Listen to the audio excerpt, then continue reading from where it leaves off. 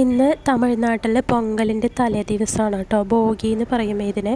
നമ്മൾ വീടൊക്കെ വൃത്തിയാക്കിയിട്ട് വീട്ടിലുള്ള പഴയ തുണികളും പഴയ സാധനങ്ങളും ഒക്കെ കളഞ്ഞിട്ട് വീട് വൃത്തിയാക്കിയിട്ട് നമ്മൾ ഈ ഇലകൾ വീടിന് ചുറ്റും വീടിൻ്റെ ഉള്ളിലും ഒക്കെ കെട്ടി വയ്ക്കുന്ന ഒരു പരിപാടി ഉണ്ട് കേട്ടോ.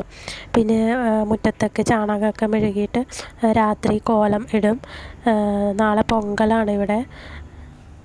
പഴയ സാധനങ്ങളൊക്കെ കളയുന്നതോടു കൂടി തന്നെ നമ്മുടെ മനസ്സിലുള്ള ദുഃഖങ്ങളും പഴയ നമ്മുടെ ഒരുപാട് വിഷമങ്ങളും ഒക്കെ മാറ്റി നിർത്തിയിട്ട് പുതിയൊരു ജീവിതത്തിൻ്റെ പുതിയൊരു ആരംഭത്തിലേക്ക് കടക്കുക എന്നുള്ളൊരു ഐതിഹ്യം കൂടി ഉണ്ട് കേട്ടോ ഇന്നത്തെ ദിവസത്തിന്.